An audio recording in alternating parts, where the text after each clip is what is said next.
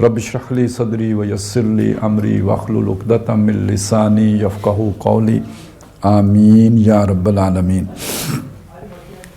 ये जो हम सिलसिला शुरू कर रहे हैं मनहज इनकलाब नबवी, असल में वो हमने उसे सादा बनाया था कि तब्दीली का नबवी तरीका, लेकिन इस मौजू पर जो किताब है डॉक्टर साहब की उसका नाम है मनहज इनकलाब नबवी, यानी नबी सल्लल्लाहु अलैहि वसल्लम के इनकलाब लाने का मनहज यानी रास्ता, तरीका भी कह लें रास्ता भी कह लें एक ही बात है। ये मौजू बहुत से एतबारात से बहुत अहमियत का हामिल है, इसलिए कि देखें कोई भी काम जब तक हम सही तरीके से न करें तो जितनी भी मेहनत कर लें तो नतीजा खेज नहीं होता। कहते हैं कि लोहे को उस वक्त चोट लगानी चाहिए जब वो गर्म हो, तो ठंडे लोहे को आप जितने ज़ोर से भी चोटें लगाते रहेंगे नतीजा बरामद नहीं होगा। और फिर चोट भी एक ख़ास अंदाजे से लगानी होती है और इसीलिए सुनहरा जो है वो खुट खुट करता रहता है, और लेकिन उसी से वो उसे एक ख़ास अंदाज में ढालता है। अगर उसको ज़रा ज़ोर से चोट मार दी जाए तो टूट जाता है, वो जो तार होती है सोने की वो टूट जाती है। तो हर काम का एक मनहज होता है, मिनहाज होता है, उसकी बड़ी अहमियत होती है। इस तरह बाज़ अगर बात किसी को समझ नहीं आती तो एक लतीफ़े के अंदाज में मैं समझाया करता हूँ कि एक ख़ातून जो है बड़ी परेशान थी कि उनका जो बच्चा था वो पजामा नहीं पहनता था।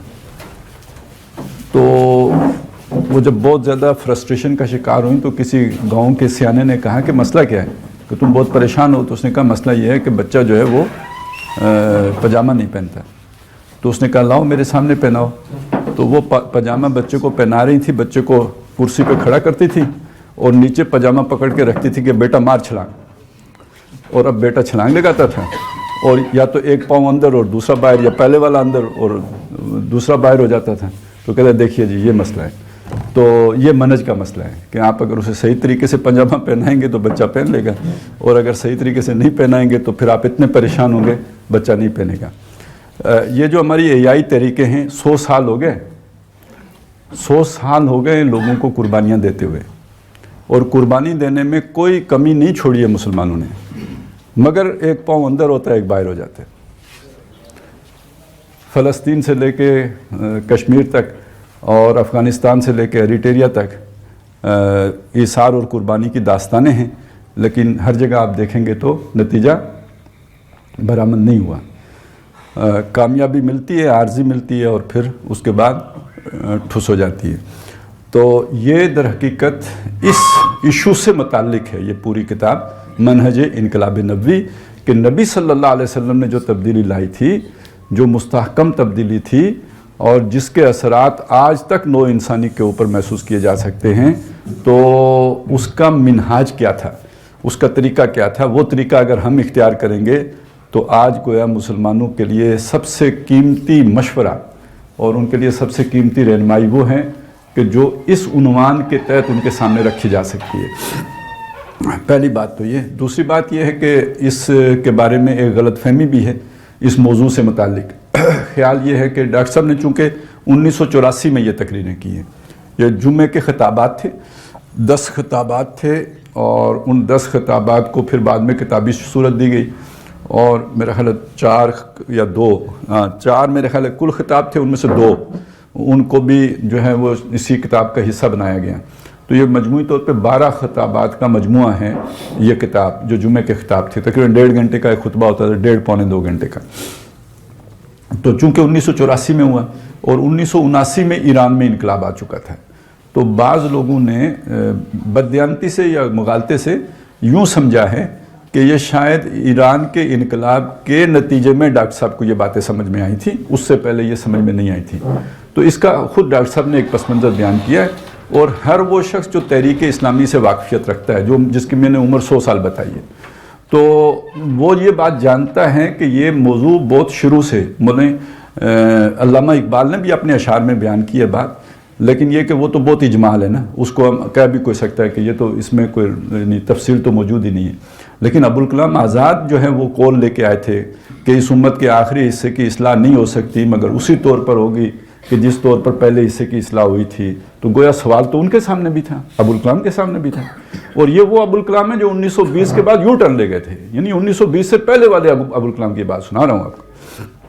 اس کے بعد مولانا مودودی رحمۃ اللہ علیہ انہوں نے جماعت اسلامی بعد میں بنائی ہے، اس سوال کو پہلے ایڈریس کیا۔ 1940 یا 39 کا خطبہ ہے وہ، اسلامی حکومت کیسے قائم ہوتی ہے، یعنی منہج انقلاب نبوی جو عنوان ہے، اس کو اگر آپ سلیس انداز میں بیان کریں گے تو کیا بنے گا وہ، کہ آپ اسلام کیسے نافذ کریں گے، اور بھی سلیس کریں تو اسلامی حکومت کیسے قائم ہوتی ہے۔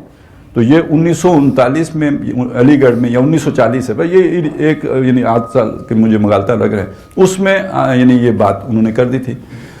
پھر اسی چیز کو، انہی نکات کو نہایت شرح و بسط کے ساتھ، زیادہ وضاحت کے ساتھ، قرآن مجید کی آیات اور سیرت النبی صلی اللہ علیہ وسلم سے مزین کر کے مولانا امین حسن اصلاحی نے دعوت دین اور اس کا طریقہ کار یہ 50s میں لکھ دی، اور بہت خوبصورتی کے ساتھ، یعنی آپ یوں سمجھیے کہ ہمارے جو فرائض، یعنی اس پہ تو وہ پورا امت مسلمہ کا فریضہ آ گیا نا۔ وہ دعوت دین اس طرح کی دعوت دین نہیں ہے جو ہم سمجھتے ہیں کہ جا کے کسی فرد کو دعوت دین دینی ہے، یعنی امت مسلمہ بحیثیت امت مسلمہ اس پر جو ذمہ داری عائد ہوتی ہے، اس کو ادا کرنے کا طریقہ کیا ہوگا، دعوت دین اور اس کا طریقہ کار، یعنی اس میں انہوں نے وضاحت کر دی۔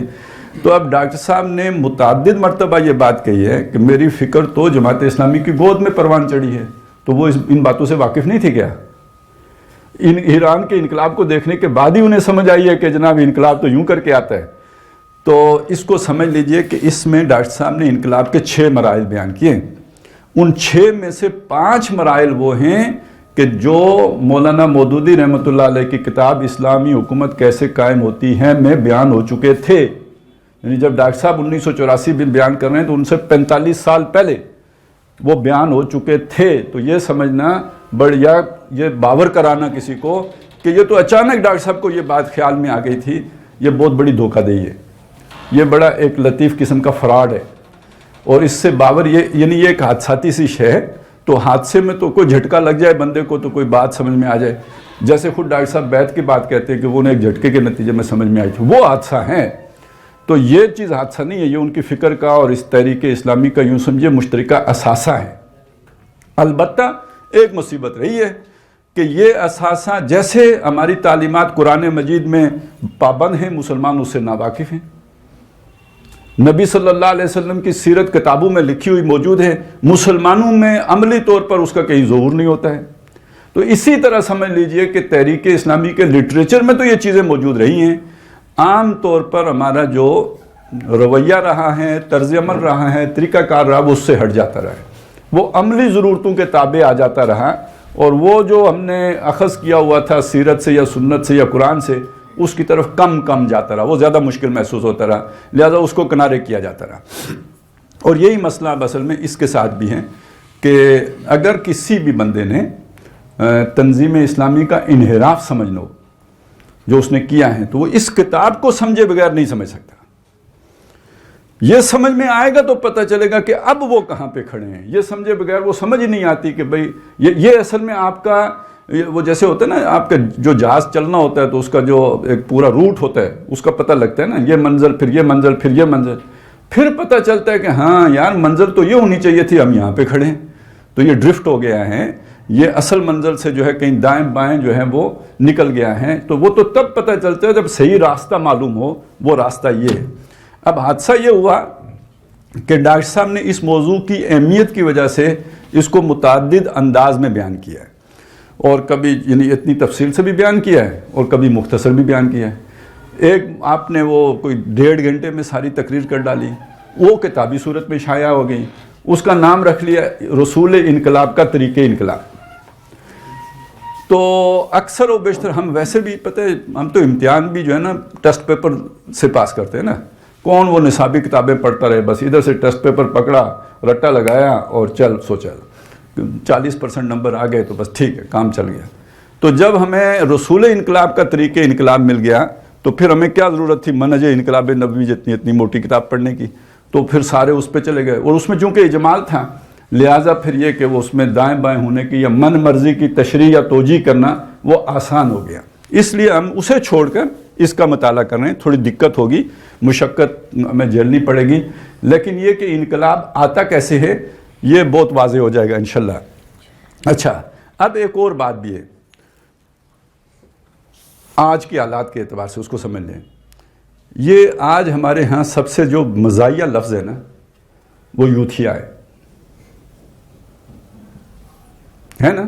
میں کہتا ہوں یہ ٹریجڈی ہے, یہ ٹریجڈی ہے, کیونکہ انقلاب ہمیشہ یوتھ لے کے آتی ہے. انقلاب بوڑھے نہیں لاتے.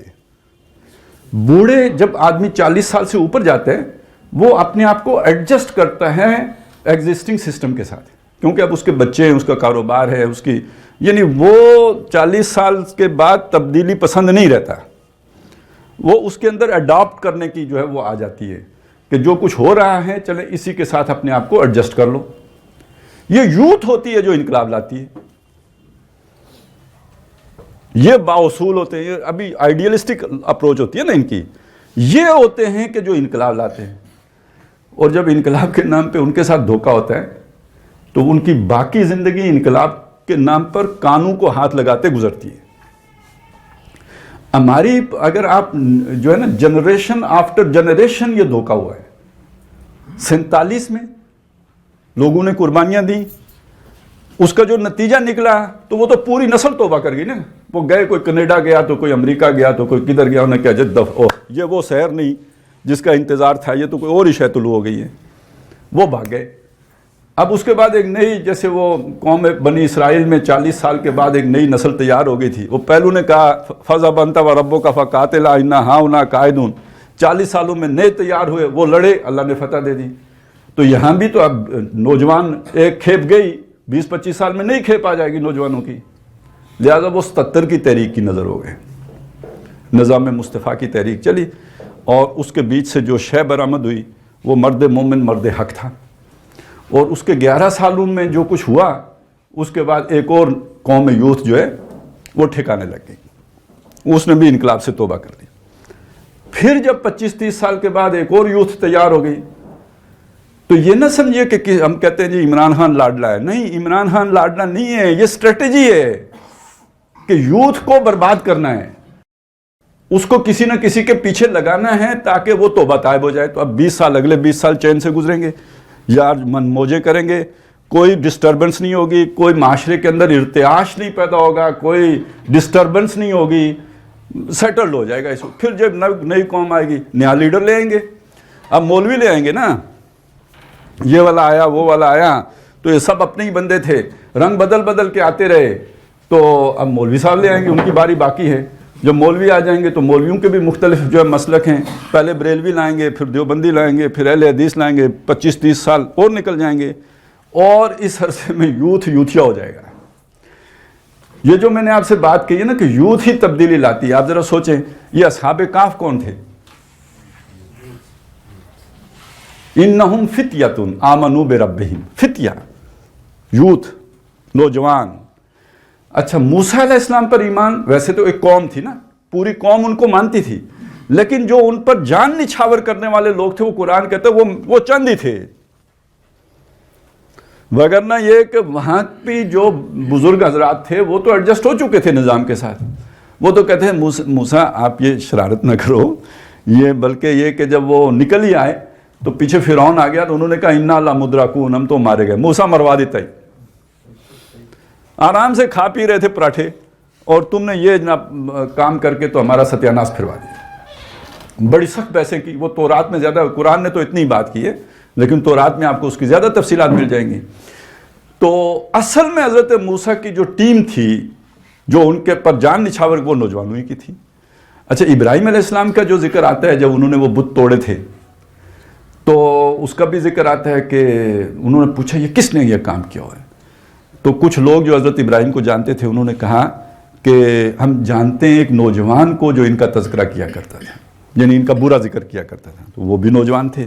حضور صلی اللہ علیہ وسلم کے ساتھ جو لوگ آئے وہ کون تھے؟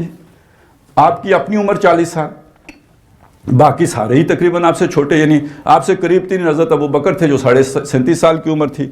حضرت علی تو بالکل ہی ینگ تھے. باقی سارے اس کے بیچ میں ٹین ایجر بھی تھے. یہ مصعب بن عمیر 14 سال عمر تھی. تو یہ سمجھ لیجئے کہ کسی بھی قوم کا جو اثاثہ ہوتے ہیں, خاص طور پہ انقلاب کے اعتبار سے یوں سمجھیے جو کور ٹیم ہوتی ہے, انقلاب کے اعتبار سے جو اس کی جو نیوکلس ہوتا ہے रेवोल्यूशनरी पार्टी का वो नौजवानों पर मुश्तमिल होता है। और वो अगर मायूस हो जाएं तो फिर ये कि उनके साथ फिर वो मुजारबे वाली बात ही हो जाती है, जैसे मुजारबा बदनाम हो जाते हैं, तो ऐसे ही फिर वो वाली एक पूरी नस्ल फिर तब्दीली के नाम से चिढ़ खा जाती है। जैसे आज माशरे में लोग मुजारबे से चिढ़ खाते हैं तो उसे 420 के मुतरादिफ समझते हैं, हालांकि मुजारबा एक दीनी इस्तिलाह है, मुशारका के मुकाबले में के साथ जो है एक मुजारबा है, तो लेकिन वो बदनाम हो गया तो वो लफ्ज़ ही बदनाम हो गया, बेशक दीनी जो है वो इस्तिलाह हो। इसी तरह ये यूथ बदनाम हो गया। तो मैंने ये भी चाहा कि हमारे सामने आ जाए कि यूथ जो है ये बेवकूफ़ी का सिंबल नहीं है, बल्कि ये कुर्बानी का सिंबल है, और इनकलाब कुर्बानी के बगैर नहीं आता है। तो हमें अपनी यूथ को अगर मिसगाइड किया गया है कि इनकलाब यूं करके आ जाता है, 126 दिन के धरने के नतीजे में आ जाता है, तो उसको बताना है चाहिए कि इनकलाब कैसे आता है, ताकि उसे कोई मिसगाइड ना कर सके, आइंदा ना हो सके। तो ये जब तक हम इसे तफसील से नहीं पढ़ेंगे तो उस वक्त तक ये बात हम खुद हमें नहीं समझ आएगी, तो हम किसी को कैसे समझाएंगे, किसी और दूसरे मायूस आदमी को कैसे उम्मीद दिलाएंगे, जब तक कि हम खुद इस बात को नहीं समझेंगे। और इसमें एक आखिरी बात ये भी अर्ज़ कर दूं कि इस किताब के 3 हिस्से थे। आखिरी हिस्सा ये था कि जो आज के दौर में, हुजूर के दौर में तो मसल्ला तसादुम हुआ, असलह का इस्तेमाल हुआ, आज के दौर में कैसे होगा। तो ये सबसे यानी यूँ समझिए वो 2 ही लेक्चर थे जो इस मौजू पे इसमें शामिल किए गए। उससे भी खासी, चूँकि लोग आज हमारे इंजीनियर हैं, डॉक्टर हैं, सोशल साइंसेज उन्होंने नहीं पढ़ी हुई, लिहाजा उन्हें ये नहीं मालूम होता है कि ये जो मास मूवमेंट होती है, जो अवामी तहरीक जिसे हम कहते हैं, या ये कि जो ये ख़ास तौर पे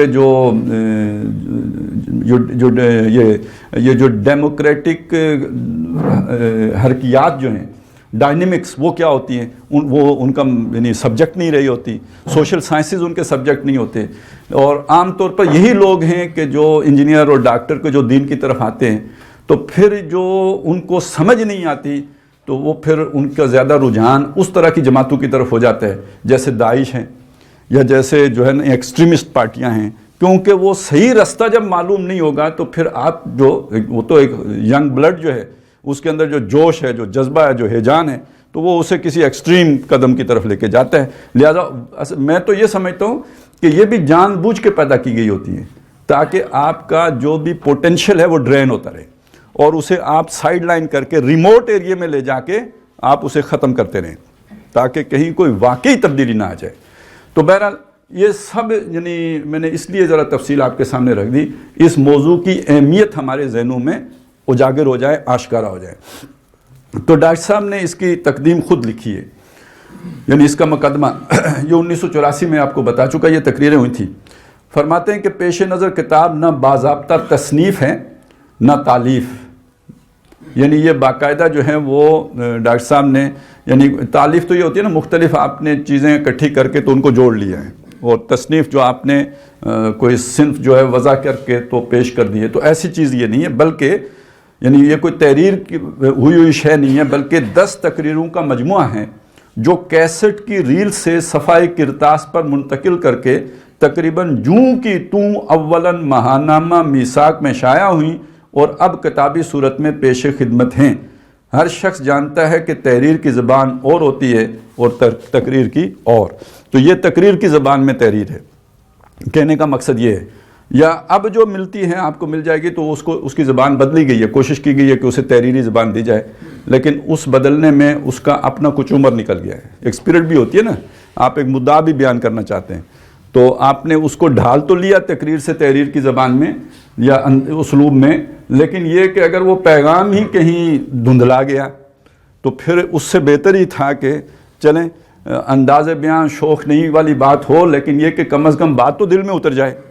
तो अगर वो कम्युनिकेट ही ना हो सके बात और इबलाग ही ना हो सके तो शौक़ अंदाज़ बयान को क्या करना है, फिर तो वो ज़ुख़रुफ़ल कौल बन जाएगा। तो ये इब्तिदान जो है वो तकरीरों की सूरत में थी। ये जो कैसेट की रील है ये शायद हमारे नौजवान ना जानते हो, वो पुरानी जो कैसेटें होती थी उसके अंदर जो फ़ीता होता था, तो वो सोती फ़ीता, तो उसी पे वो जो है ना वो रिकॉर्ड होती थी और टेप रिकॉर्डर से चल के सुनते थे। ये आज वाली सहूलतें तो थी नहीं। और तहरीर का, अच्छा जी, फिर ये तकरीरें भी इज्तिमाअत जुम्मा में की गई थी। جن میں ایک ہفتہ کا فصل تو لازماً ہوتا ہی ہے، یعنی ہفتے کے بعد جمعہ آئے گا، بعض اوقات دوسرے یعنی فصل فاصلہ، بعض اوقات دوسرے فوری اہمیت کے حامل موضوعات کے باعث یہ وقفہ زیادہ بھی ہوتا رہا، مطلب کوئی بیچ میں واقعہ ہو گیا تو اس جمعے بجائے اس کو کنٹینیو رکھنے کے بریک کر کے کسی اس موضوع پر اظہار خیال کیا گیا۔ پھر اجتماع جمعہ میں بزم میں اہل نظر بھی ہیں، تماشائی بھی، کہ مصداق کے مطابق ہر ذہنی سطح اور نہایت مختلف و متوافت استعدادات کے حامل لوگ موجود ہوتے ہیں۔ مزید برآں یعنی ان کا بھی لحاظ کرنا پڑتا ہے، یعنی عوامی سطح پہ بھی آ کے بات کرنی پڑتی ہے۔ مزید برآں ہر جمعہ میں کچھ نہ کچھ سامعین بالکل نئے بھی ہوتے ہیں، تو ان کا خیال رکھتے ہوئے پچھلے تقریروں کا ایک خلاصہ بھی پیش کرنا پڑتا ہے۔ لہٰذا ان تقریروں میں تکرار و احاطہ بے حد ہے، جو ایک بازوق قاری پر لازماً بہت گراں گزرے گا۔ ان اسباب کی بنا پر اس کتاب میں نہ تصنیفی حسن نظر آ سکتا ہے نہ حسن ترتیب۔ ہم یہ کریں گے کہ جو اعادہ ہے اس کو اسکپ کر دیں گے۔ البتہ ربط محکم اسی بے ربطی تقریر میں ہے کہ مصداق ان تقاریر میں ایک مقصدی ربط بھی موجود ہے اور معنوی تسلسل بھی، اور اگر اس کتاب میں افادیت کا کوئی پہلو موجود ہے تو انشاءاللہ اس کے متذکرہ بالا نقائص ہی کی بنا پر اس کے افادہ کا حلقہ عوامی سطح پر وسیع تر ہو جائے گا، واللہ عالم۔ پہلی تقریر میں یہ ذکر موجود ہے کہ ان تقاریر سے متصلاً قبل ان ہی اجتماعات جمعہ میں انقلاب ایران پر تفصیلی گفتگو ہوئی تھی۔ یہ ڈاکٹر صاحب کا ایک موضوع وہاں پہ رہا تھا، ایران میں انقلاب نیا آیا تھا 5 سال پہلے، نیا سمجھ لیں تو، لیکن اس میں اب مسئلہ یہ پیدا ہو گیا تھا کہ اس انقلاب کو پاکستان میں برآمد کرنے کی کوشش ہو رہی تھی۔ انقلاب کے بارے میں مشہور ہے، انقلاب اگر جینین ہو تو وہ اپنی سرحدوں سے باہر نکلتا ہے، تو اگر کسی نے اپنا انقلاب جینین ثابت کرنا ہے تو اگر ایکسپورٹ ہو جائے تو پھر گویا وہ سند مل جاتی ہے۔ لہٰذا یہ جو ہمارے ہاں بھی کچھ ایسی تحریکیں چلی تھیں، تحریک نفاذ فقہ جعفریہ ان پاکستان، تو اس کے رد عمل میں پھر اچھا یہ جو ادھر عرب کی طرف بھی چلا تھا تو ادھر انہوں نے صدام کو کھڑا کر دیا تھا، سارے عربیوں نے مل کے، اس کے پیچھے وہ آ گئے تھے، تو ادھر پھر جو ہے نا وہ ایسی جماعتیں بن گئی کہ پھر جنہوں نے روک لگائی تھی۔ تو یہ اس دور کی بات ہے۔ تو ڈاکٹر صاحب نے بھی اس موقع پہ تقریریں کی تھی کہ یہ جو ایرانی انقلاب ہے یہ واقعی انقلاب ہے بھی یا نہیں، اور یہ بھی کہ خود اس سلسلہ تقاریر میں گفتگو کو 3 حصوں میں مکمل ہونا تھا۔ ایک سیرت النبی سے ماخوذ لیکن تجریدی اور عوامی انداز میں مراحل انقلاب کی تعیین، یعنی 3 حصوں میں اس گفتگو کو بیان کرنا تھا جو سلسلہ وار گفتگو ہوئی تھی۔ پہلے حصے میں تجریدی کا مطلب یہ ہوگا کہ سیرت النبی کا حوالہ دیے بغیر میں ایبسٹریکٹ انداز میں اس چیز کو بیان کر دینا کہ انقلاب کے مراحل کیا ہوتے ہیں، سٹیپ 1 2 3 4 5 6 کیا کیا آتے ہیں۔ اور دوسرے حصے میں سیرت النبی کا مختصر بیان ان مراحل انقلاب کی توضیح اور تفصیل کے نقطۂ نظر سے، یعنی ان انقلاب جو اس کو اب وہ رنگ بھرنا ہے، یعنی وہ خاکہ تو پہلے بن گیا تجریدی خاکہ، اب اس میں رنگ بھرنا ہے سیرت النبی سے۔ اچھا ایک چیز تھوڑی اگر بھاری نہ ہو جائے ذہنوں کے اوپر، لیکن یہ کہ اس کی وضاحت بہت ضروری ہے۔ عام طور پہ جب بحث ہوئی ہے بعض لوگوں سے، اور بعض لوگوں نے مغالطاً بھی اس طرح کی بات کی ہے کہ ہم سنت و سیرت کو گڑمٹ کر دیتے ہیں۔ اس موضوع سے متعلق یہ بات بالکل کلیئرٹی کے ساتھ ہمیں معلوم ہونی چاہیے کہ سنت اور شے ہے، سیرت اور چیز ہے۔ ویسے یہ یعنی مترادف بھی استعمال ہو جاتے ہیں، لیکن یہاں پہ ہمیں فرق کرنا ہوگا کہ ہم منہج جو پڑھ رہے ہیں یہ سنت نہیں ہے۔ سنت وہ شے ہے کہ جو کسی کام کے کرنے کا نبوی طریقہ ہے اور جس پر عمل کرنا لازم ہے، اس عمل سے ہٹ کر اگر آپ وہ کام کریں گے تو وہ قابل قبول ہی نہیں۔ نماز ہے، نماز کو ادا کرنے کا سنت طریقہ ہے، حضور صلی اللہ علیہ وسلم نے ایک طریقے سے نماز پڑھی، اس طریقے سے ہٹ کر پڑھیں گے تو نماز نہیں ہوگی۔ سمجھ آگے میری بات؟ تو اب اگر آپ نماز کے جو طریقہ حضور نے بتایا اس کو خواہ آپ سنت کہیں، خواہ آپ اسے سیرت کہیں، خواہ آپ اسے منہج کہیں، لیکن اصلاً وہ شریعت ہے، اس سے آپ دائیں بائیں نہیں ہو سکتے۔ یہ جو ہم پڑھنے جا رہے ہیں یہ شریعت نہیں ہے، یہ انقلاب جو حضور نے برپا کیا، جو تبدیلی معاشرے میں لائے تھے، اس تبدیلی کے لانے کا جو آپ کا طریقہ کار تھا وہ آپ کی ہے، اور یہ امت کے اوپر اس کی پابندی اس طرح لازم نہیں ہے جیسے کہ نماز پڑھنے کی پابندی لازم ہے. سمجھ آ گئی نا میری بات کی؟ یعنی نماز تو اسی طرح پڑھیں گے جیسے حضور نے فرمایا. یہ کام اس سے ہٹ کے بھی کیا جا سکتا ہے. لہٰذا آج اگر کوئی انتخابات میں حصہ لیتا ہے تو ہم اسے کفر نہیں کہیں گے. سمجھ آئی نہیں میری بات؟ ہم اسے کفر نہیں کہیں گے. یا کوئی آج کوئی اور طریقہ اختیار کر لیتا ہے. حضور کے دور میں تلواریں تھیں، آج کسی نے جو ہے وہ کلاشنکوف پکڑ لی، تو اب ہو بہو تو وہ طریقہ نہیں ہے نا. اس لیے یہ صرف ایک اصولی باتیں ہیں، اصول کے درجے میں انہیں ہم سمجھیں گے. رنگ انہیں آج کے دور کے اعتبار سے بھرا جائے گا ان کے اندر. یہ بنیادی بات ہے یہ سمجھنے کی. اگر ہم اسے سنت سمجھ کے کریں گے تو پہلی بات اہل علم کی طرف سے شدید تنقید آئے گی اور جاہل سمجھا جائے گا، بلکہ جہل مرکب کا مجموعہ سمجھا جائے گا یہ. دوسری بات یہ ہے کہ جو ذرا ایکسٹریمسٹ مزاج کے لوگ ہوں گے تو پھر آپ ذرا سے یوں بھی ہوں گے تو پھر دیکھیں نا، پھر تو مائک کا استعمال بھی سیرت سے ہٹ جائے گا نا. تو ہم نے اصولاً دیکھنا ہے کہ حضور نے پہلے نمبر پر کیا کام کیا، دوسرے پہ کیا کیا، تیسرے پہ کیا کیا، چوتھے پہ کیا کیا، پانچویں پہ کیا کیا، چھٹے پہ کیا کیا. یہ اس انداز میں دیکھنے کی بات ہے. تو اس لیے یہ سیرت کا لفظ آ رہا ہے بار بار، یہاں پہ سنت کا لفظ نہیں آ رہا. وہ اس وجہ، یہ وجہ ہے اس کی. اور تیسرے، موجودہ حالات میں اسلامی انقلاب کے طریقہ کار کے ضمن میں ضروری اجتہاد.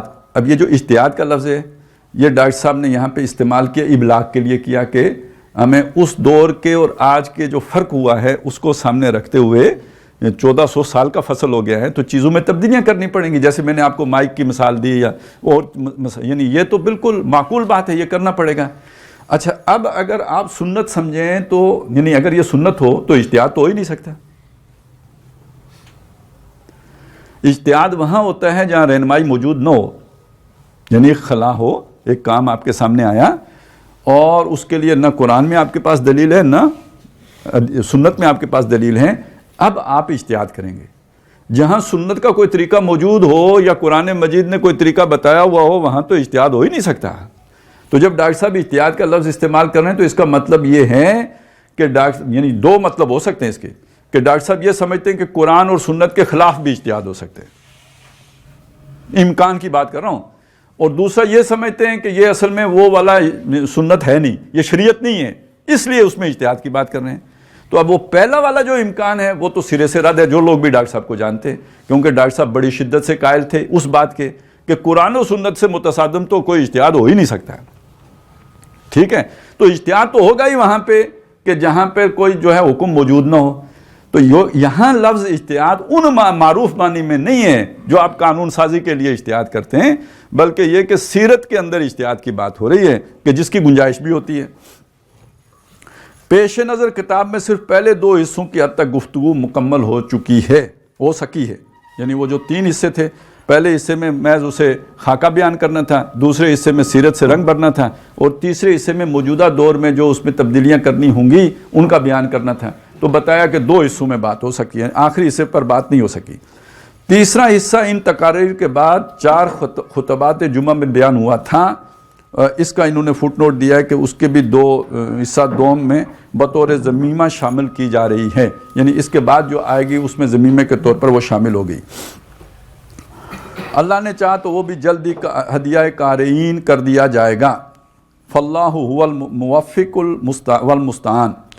پاکستان میں اسلامی انقلاب کیا اور کیسے کے عنوان سے ایک باضابطہ تالیف کا ارادہ بھی کافی عرصے سے ہے. اس کا پہلا باب ضبط تحریر میں آ کر روزنامہ جنگ اور ماہنامہ میثاق میں شائع بھی ہو چکا ہے. قارئین سے استدعا ہے کہ دعا فرمائیں کہ اللہ اس کام کو جلد مکمل کرا دے. خاکسار اسرار احمد عفیان ہو، 8 رمضان المبارک 1407. اب اس کے بعد جی ہم چلتے ہیں اس کتاب کے مطالعے کی طرف.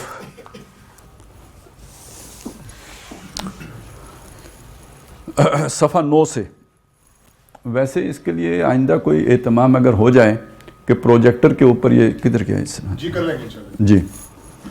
خطبہ مسنونہ، تلاوت آیات قرآنی، احادیث نبوی اور ادعیہ معصورہ کے بعد دنیا کے یعنی اس کے بعد یہ فرمایا، وہ ابتدائی سے وہ خطبہ یہاں پہ انہوں نے حذف کر دیا. دنیا کے دوسرے انقلابات سے اب یہ پتہ ہے کون سے حصہ ہم پڑھنے لگے؟ 3 موضوعات پہ بات کرنی تھی.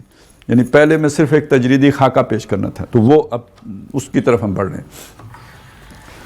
دنیا کے دوسرے انقلابات سے انقلاب محمدی علی صاحب الصلاۃ والسلام اس اعتبار سے بنیادی طور پر مختلف ہے کہ دوسرے دنیاوی انقلابات کے نظریات انسانوں کے ذہن کی پیداوار تھے، یعنی باشفک یعنی اشتراکی انقلاب کا فلسفہ کارل مارکس کے ذہن کی اختراع تھا۔ اسی طرح انقلاب فرانس کا فلسفہ والٹیر روسو اور بہت سے مفکرین کے ذہنوں کی پیداوار تھا، مگر اسلامی انقلاب کا فلسفہ اللہ تعالیٰ کا ودیت کردہ ہے جو وحی کے ذریعے سے جناب محمد رسول اللہ صلی اللہ علیہ وسلم کو عطا ہوا۔ لہٰذا اس نظریہ کی نشر و اشاعت کے معنی ہیں قرآن حکیم کی نشر و اشاعت، اس کی تبلیغ، اس کے ذریعے سے دعوت، اس کے ذریعے سے تبشیر و انذار اور اس کے ذریعے سے تذکیر و نصیحت۔ گویا نبی اکرم صلی اللہ علیہ وسلم کا اعلیٰ انقلاب اور ذریعہ انقلاب قرآن حکیم تھا۔ علاوہ ازیں قرآن انسان کے لیے جو ہدایات لے کر آیا ہے، اس میں یقیناً انفرادی زندگی کے لیے بھی رہنمائی ہے اور اجتماعی زندگی کے لیے بھی۔ قرآن کے موضوعات انفرادی اعمال و افعال کو بھی محیط ہیں اور اجتماعی اقدار کو بھی، لیکن انقلابی عمل کے لیے قرآن کے اس حصے کو نمایاں کرنا ہوگا جس کا تعلق اجتماعی نظام کے ساتھ ہے۔ اچھا، اس میں بات یہ سمجھائی گئی کہ قرآن مجید ایک ایسی کتاب ہے کہ جو انسان کی انفرادیت سے بھی بحث کرتی ہے اور اجتماعیت سے بھی بحث کرتی ہے، لیکن جب آپ انقلاب کی بات کریں گے تو زیادہ زور آپ کو اجتماعی گوشے پہ دینا پڑے گا، اس لیے کہ انقلاب تو اجتماعی گوشے سے متعلق ہوتا ہے۔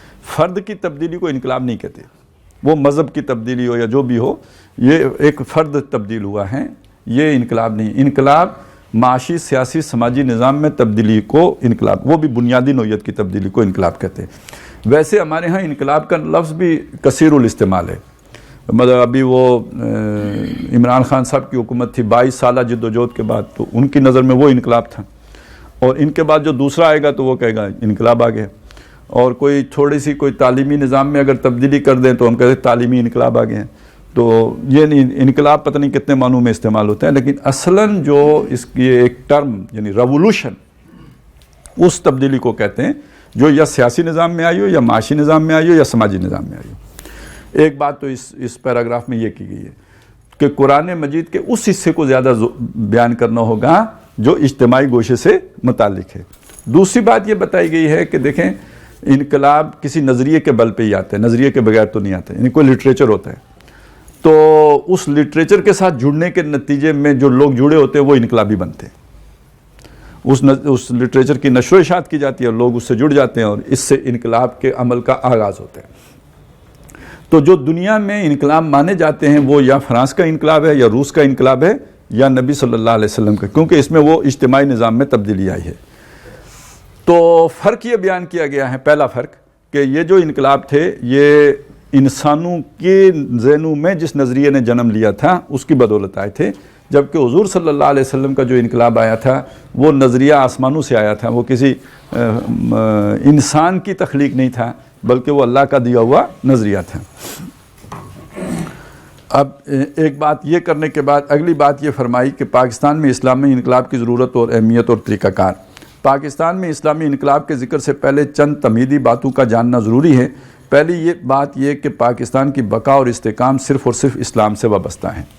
یہ ایک پورا تھیم ہے ڈاکٹر صاحب کا، جو ڈاکٹر صاحب کی ایک کتاب استحکام پاکستان میں آ گیا ہے، پوری شرح بست کے ساتھ آ گیا ہے، اور اس کا اگر میں لب لباب آپ کے سامنے رکھوں تو وہ یہ ہے کہ دیکھیں کوئی بھی قوم ترقی کرتی ہے، بنیادی اصول وہ اطاعت، تنظیم، وہ جو قائد اعظم نے بیان کیے، تو یہ اطاعت، اتفاق، تنظیم، اس کے پیچھے آخر کوئی موٹیویشن ہوتی ہے نا، اس کے بغیر تو اطاعت نہیں ہو جاتا ہے، جوڑ نہیں پیدا ہو جاتا ہے، تنظیم نہیں بن جاتی، اور قربانی اور اثار کا جذبہ نہیں پیدا ہوتا، پیچھے کوئی آخر اس کی کوئی بیک گراؤنڈ ہوتی ہے، تو وہ کوئی نظریہ ہوتا ہے، کوئی ایک وہ جو افلاطون نے جو کہا کوئی تعصب ہوتا ہے جو جوڑنے کا باعث بنتا ہے نا، میں آپ سے جڑ جاؤں تو کوئی آخر اس کے پیچھے کوئی ارج ہوگی نا جو جوڑے گی، ایسے خام خواہ تو نہیں جڑوں گا نا، اس کے لیے کوئی نہ کوئی انسینٹیو ہوگا جو جوڑے گا۔ تو عام طور پر اس میں جو چیزیں جوڑنے کا باعث بنتی ہے، جو دنیا میں جوڑ کا باعث بنتی ہیں، وہ جن لوگوں کی زبان ایک ہوتی ہے تو وہ آپس میں جڑ جاتے ہیں، زبان جوڑ دیتی ہے، اور لنگوسٹک بنیاد پہ قوم بنتی ہے، نیشنلزم وجود میں آتا ہے، یا خون میں کہتے ہیں بڑی کشش ہوتی ہے، یعنی نسل ایک ہے تو وہ ایک قوم بن جائیں گے اور وہ آپس میں جڑ جائیں گے، ان میں اتحاد بھی ہوگا، اتفاق بھی ہوگا۔ اسی طرح جو ہے وہ جوڑنے والی چیزوں میں یعنی علاقہ بھی ہوتا ہے، ایک علاقے کے لوگوں کے اندر وہ قدیم علاقہ اگر ہو تو اس سے بھی وہ ہوتا ہے، یعنی ایک تاریخ کا بڑا جو ہے وہ تسلسل اگر رہا ہو تو یہ جوڑنے کی چیزیں ہیں۔ پاکستان کو ان میں سے کوئی بھی میسر نہیں ہے۔ یہاں زبانیں کئی بولی جاتی ہیں، یہاں قومیں کئی آباد ہیں، یعنی وہ نسلیں بھی کئی قسم کی ہیں، تو کوئی تاریخی تصور تو بنے ہوئے یہ 70-75 سال ہوئے ہیں، تو یہ ان میں سے اسے کوئی ایسی شے میسر نہیں جو دنیا میں قوموں میں اتحاد اور اتفاق کے لیے بروئے کار آتی ہے۔ اس میں اگر کوئی شے ہے تو وہ اسلام ہے کہ جو وہ جوڑنے والا بن سکتا ہے، یعنی اس لیے کوئی بنگالی ہو، پنجابی ہو، پختون ہو، کشمیری ہو، تو ایک شے مشترک ہے کہ لا الہ الا اللہ، یہ چیز سب کو جوڑ دیتی ہے، اور یہ بڑا اسٹرانگ بانڈ ہے، یعنی یہ تو کسی قوم کو دنیا میں میسر ہی نہیں، خاص ہے ترکیب میں قوم رسول ہاشمی، تو اللہ تعالیٰ نے یہ ہمیں عطا کیا ہوا ہے۔ اور اسی وجہ سے پھر اس وقت انڈیا کے ہندوؤں اور انگریزوں کے مقابلے میں پاکستان لینے میں کامیاب بھی ہو گئے تھے کہ پاکستان کا مطلب کیا، لا الہ الا اللہ۔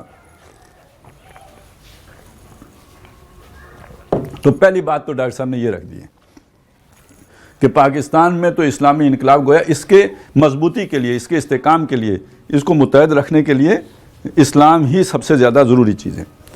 دوسری بات ڈاکٹر صاحب نے جو وہ بھی ایک ان کا مستقل موضوع ہے کہ پاکستان میں اسلامی انقلاب جو ہے یہ انتخابی طریقے سے بھی نہیں آ سکتا اور ضیائی طریقے سے بھی نہیں آ سکتا۔ یہ دو طریقے انہوں نے بیان کیے۔ یہ ضیاء الحق کا دور تھا 1984، اور وہ بھی مرد مومن مرد حق تھے، اور وہ اس وقت تبدیلی سرکار تھے، تو ان کا بھی کہنا یہ تھا کہ اسلام آیا کہ آیا۔ وہ علیحدہ بات ہے 10 سال کے بعد کہنے لگے آوے کا آوا ہی بگڑا ہوا ہے، ٹیم اچھی نہیں ملی نا، اب والوں کو ٹیم نہیں اچھی ملی، ان کا آوے کا آوا ہی بگڑا ہوا تھا، تو وہ ٹائم فش ہو گیا۔ تو وہ یعنی ایک ضیائی طریقہ تھا۔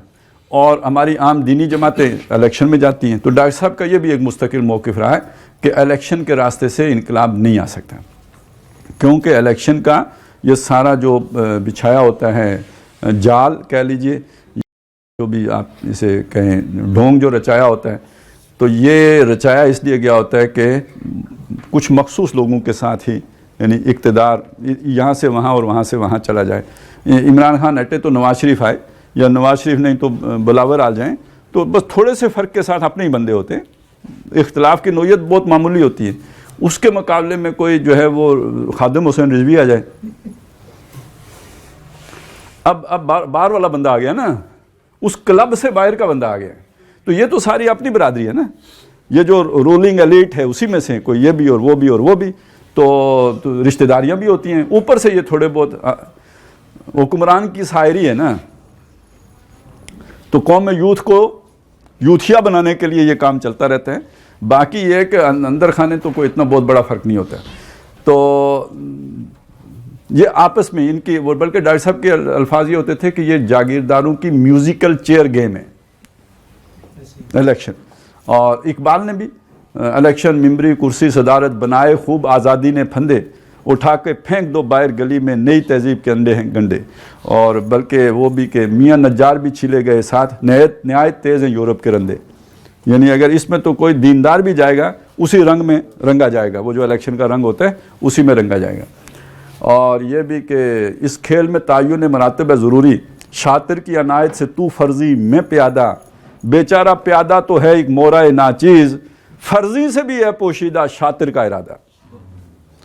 وہ جو اصل شیطان جو اس نظام کو لے کے چل رہے ہیں، تو وزیر اعظم صاحب کو بھی اصل گیم کا نہیں پتہ ہوتا ہے، وہ بھی ایک معمول ہوتا ہے، سبجیکٹ ہوتا ہے، وہ ہمیں نظر آ رہا ہوتا ہے کہ وہ اتھارٹی ہے، لیکن وہ اس کے پاس وہ اتھارٹی ہوتی نہیں ہے، لہٰذا اس کو تو بھول جائیں۔ اور اب تو اس کے تجربے بھی ہو گئے، مصر میں مرسی صاحب کے ساتھ جو ہوا، اور ابھی تو وہ لیکس بھی آ گئی نا کہ 70 میں جماعت اسلامی جیت رہی تھی، خود ایجنسیوں کی رپورٹ تھی، نہیں جیتی۔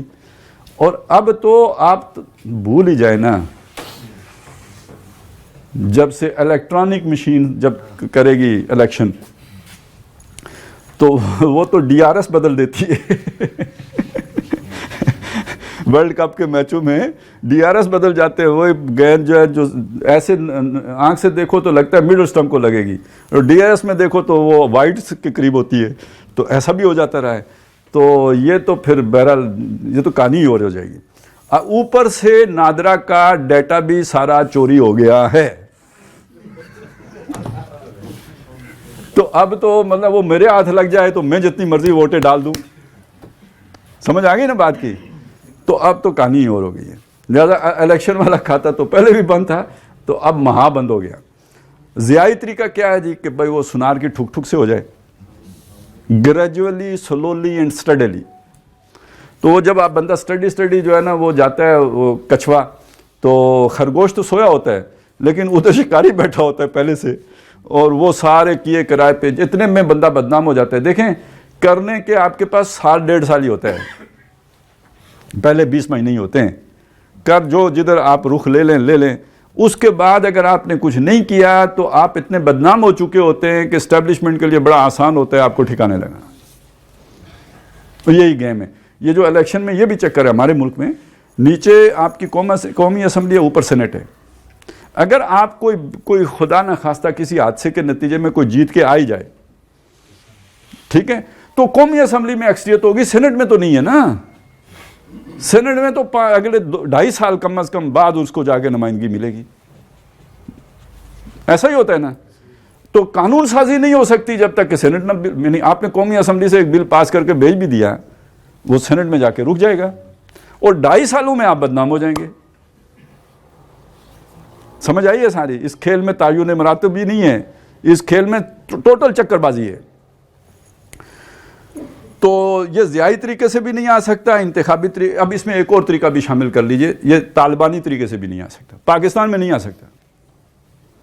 بہت سے لوگوں کو یہ بات اچھی نہیں لگے گی کیونکہ پھر گڈی چڑھ گئی ہوئی ہے, لیکن یہ بات آج یہ سمجھ لیجئے کہ یہاں بندوق کے زور پہ نہیں آ سکتا. میں اس سے اگلی بات کرتا ہوں, یہاں فوج بھی نہیں لا سکتی. طالبان فوج سے زیادہ طاقتور, ہماری فوج سے زیادہ تو طاقتور نہیں ہے نا. میں آپ یہ بات, سارے فوجی مل کے بھی یہاں اسلام لانا چاہیں تو نہیں لا سکتے. یہ سوسائٹی اس سوسائٹی کے مقابلے میں بہت مختلف سوسائٹی ہے. وہ پریمیٹیو ایج کی سوسائٹی ہے, وہ قبائلی کلچر ہے. وہاں پہ یعنی وہ جو شہر ہیں وہاں پہ وہ 5% ہیں کل اس کا, وہاں 95% آبادی دیہات میں رہتی ہے. ان کا کلچر ہی مختلف ہے. وہاں ان کی روایت میں وہ ساری چیزیں شامل ہیں. یہاں تو ہمارا تو بالکل, پنجاب کو دیکھیں, سندھ کو دیکھیں, یہ تو کلچر ہی بڑا بے دینوں کا کلچر ہے. یہاں تو دینداری, صحیح بات ہے, یہاں داڑھی رکھنا جہاد ہے. یہاں ایک بندہ نماز کی طرف آتا ہے وہ پورا لڑ کے آتا ہے, وہ شعوری طور پہ آتا ہے. یہاں روایت تو نہیں ہے نماز پڑھنا. یہاں تو جو روایت ہیں وہ بیان کرنے کے قابل بھی نہیں ہے. امریکہ اور برطانیہ یہ سب ہمارے مقابلے میں تو ہیچ ہیں ان ساری چیزوں میں جو ہمارے, یعنی ہم تو کھیتوں میں کیا کس طرح کام ہوتے تھے, کس طرح ندیاں نالے پار ہوتے تھے. یہ تو کوئی تمیز بندہ و آقا کی طرح جو ہے تمیز مرد و عورت بھی نہیں ہوتی تھی. تو یہ تو بالکل ہی کلچر ہی مختلف ہے. اور یہاں آپ جناب ڈنڈے کے زور پہ کر دیں, ہو ہی نہیں سکتا. اسی لیے مارشل لا بھی لگتا ہے. تو اصلی مارشل لا 6 مہینے ہی ہوتا ہے. اس کے بعد پھر چودھری شجاعت حسین صاحب وزیر اعظم ہوتے ہیں. مطلب ان کا یا پیر پگاڑا کا جنیجو آ جاتا ہے, یا چودھری شجاعت صاحب کا کوئی دیا ہوا بندہ آ جاتا ہے. مطلب کوئی نہ کوئی ایسا انتظام کرنا پڑتا ہے, عوام کو دکھانا پڑتا ہے کہ جی آپ کی حکومت ہے. نہیں تو یہاں پہ ڈنڈے کے زور پہ نہیں چل سکتا. تو تینوں میں سے کوئی ایک بھی نہیں ہو سکتا. تو کوئی جماعت یہ سمجھے کہ ہم اوپر چڑھ جائیں گے تو نافذ کر دیں. کدھر نافذ یار, کیا کرتے بھائی, عورتیں ہی بھگا دیں گی یا ملک ٹوٹ جائے گا. دیکھیں نا, آپ پسلی کو سیدھا کرنے کی کوشش کریں تو نہیں ہوگی نا, ٹوٹے گی. یہی اس ملک کے ساتھ بھی ہوگا. تو نہ ضیائی طریقے سے آ سکتا ہے, نہ یہ فوجی طریقے سے آ سکتا ہے, نہ طالبانی طریقے سے آ سکتا ہے, نہ انتخابی طریقے سے آ سکتا ہے. یہ تو اس کا موضوع ہو گیا. تیسری بات یہ بتائی کہ یہاں کی جو غالب آبادی ہے وہ سنی ہے, بلکہ یہ تو میں یہ ذرا زیادہ حساس ہے تو میں آپ کو پڑھ کے ہی سنا دیتا ہوں. تیسری بات یہ کہ جب پاکستان کی غالب آبادی سنی ہے تو ظاہر بات ہے کہ یہاں جو بھی انقلاب آئے گا اور اس کے نتیجے میں یہاں جو بھی نظام قائم ہوگا وہ سنی تصور خلافت عامہ پر مبنی ہوگا. یہ ذرا تھوڑا سا آپ سمجھ لیں اس بات کو. سنی تصور خلافت عامہ, یہ غنیمت ہے کہ خود مومن ہے محروم یقین. اصل میں ہمیں بھی انگریزوں کی غلامی نے ہمارے ذہن بدل دیے.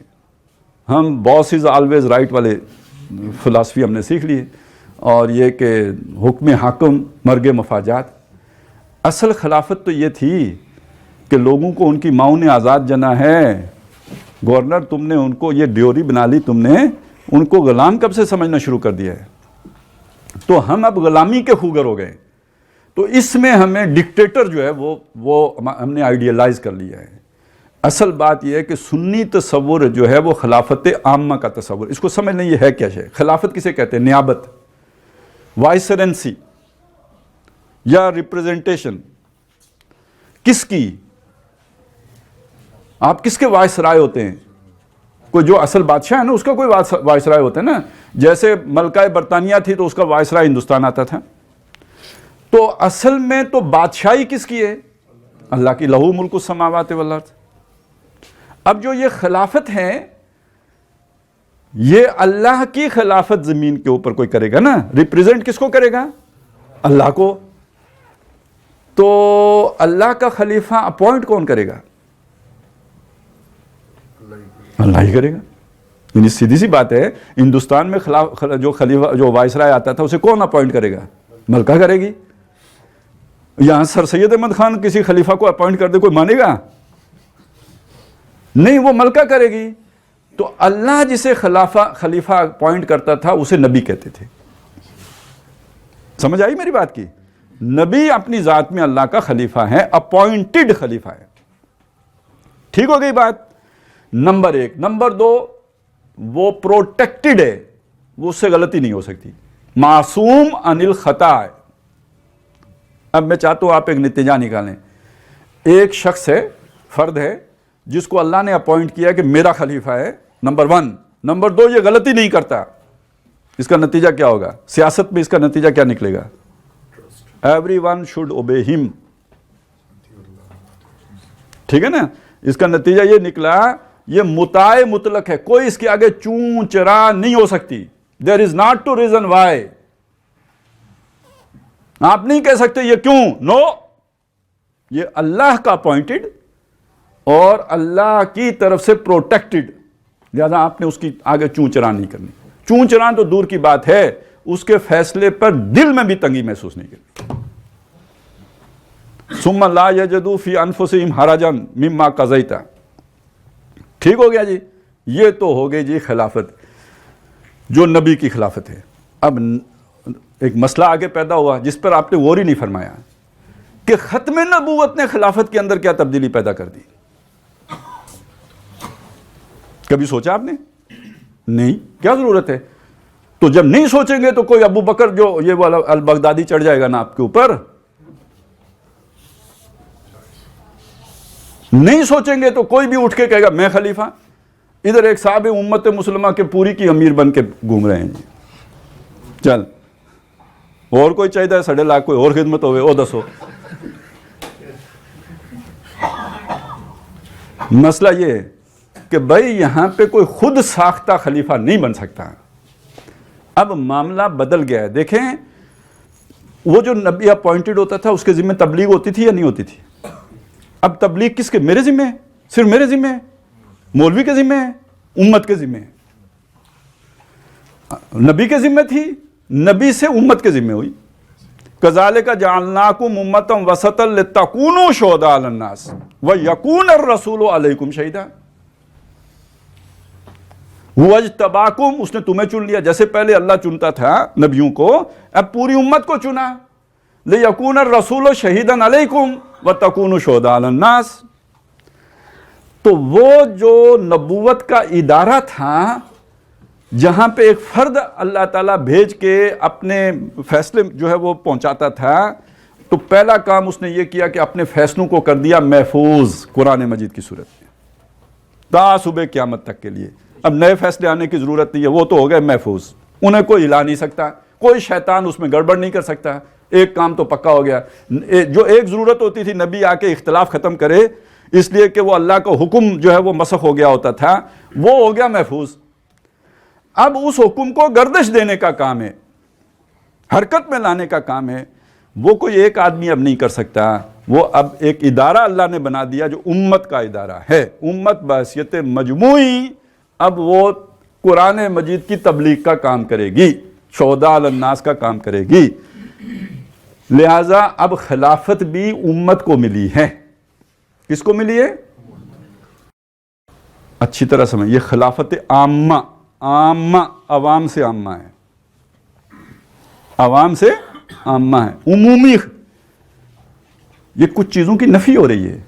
نہیں سمجھ آئی بھائی؟ سمجھ لو، افتاد پڑھنے سے پہلے سمجھ لو، فتنہ آنے سے پہلے سمجھ لیں. فتنہ آنے کے بعد سمجھانے والا ہو سکتا ہے گردن ہی اڑا دی جائے اس کی. پہلے سمجھ لیں، یہ ٹائم ہے سمجھنے کا. اس کا ایک مطلب ہے، ایک کوئی گروپ آف پیپل اگر چڑھ جائے مسلمانوں کے سر کے اوپر تو وہ خلافت عامہ نہیں ہے. ہاں، کل ہو سکتا ہے کور کمانڈر کہیں ہم اولو الامر ہیں پائی. ٹھیک ہے نا، ہم شورا ہیں، بنی بنائی شورا، پیدائشی شورا، we are the chosen people. لہذا ہم نے خلیفہ بنا دیا ہے سعد رضوی کو، اوکے، اور آپ پر اس کی اطاعت فرض ہوگی. کیوں بھائی؟ اولو الامر جب فیصلہ کریں، اطیعوا اللہ و اطیعوا الرسول و اولی الامر منکم، آ گئی سمجھ؟ تو یہ خلافت خاصہ ہے، پھر خلافت عامہ نہیں ہے. اگلی بات سمجھیں. اچھا چلیں، کیا ضرورت ہے اپنے آپ کو مزید گندا کرنے کی، خود سامنے آنے کی؟ مولویوں کو اولو الامر بنا دیتے ہیں. 5 بندے جماعت اسلامی کے پھڑو، 5 سعد رضوی کے پھڑو، 5 کسی اور اسلامی کے پھڑو، یہ سب کی ملا کے ایک اولو الامر کی شورا بناؤ. پریزیڈیم آج کل بڑا، یہ وہ ایک خاص حلقے کے لوگ ہیں، انہیں پریزیڈیم بڑا پسند آیا ہے. یہ چائنا کا جو نظام ہے نا، اصل میں دیکھیں وہاں پہ ایک نظریاتی پارٹی ہے، وہ عوام سے تو رائے نہیں لیتے. ہاں، وہ جو نظریاتی پارٹی کی جو کور ٹیم ہے وہ پریزیڈیم ہے، اور وہ جس کو نومینیٹ کر دیں گے وہ ہوگا کہ جو ان کا پریزیڈنٹ ہوگا. تو بھائی ملوکیت میں کیا ہوتا تھا؟ خاندان تھا، خاندان کا پریزیڈیم تھا، آئلہ کہتے تھے اسے، نام مختلف ہے، بات تو وہی ہے. تو وہ آئلہ عوام کا نمائندہ تو نہیں ہوتا تھا نا، خاندان کا نمائندہ ہوتا تھا. یہ اس لیے ملوکیت تھی. یہ نہیں ہے کوئی ادارہ نہیں تھا، ادارہ تھا. ادارہ کون سا تھا؟ آئلہ کا ادارہ تھا. وہ نومینیٹ کرتا تھا کہ فلاں بندے کو آئندہ ہمارا جو ہے بادشاہ ہوگا. چائنا میں کون کرتا ہے؟ پریزیڈیم کرتا ہے. تو ایسے ہی اگر کوئی کسی کو کر دے کہ یہ تمہارا خلیفہ ہے، تو یہ خلافت اسلامی خلافت نہیں ہے، یہ سنی تصورات کے مطابق خلافت نہیں ہے. نبی کے بعد کوئی معصوم نہیں ہے، نبی کے بعد کوئی معصوم عن الخطا نہیں، کوئی معمور من اللہ نہیں، لہذا کوئی مطاع مطلق نہیں. جو اس طرح کے تصورات دیں، در حقیقت یہی گمراہی کا پہلا قدم اور یہی غلامی کا پہلا قدم ہے.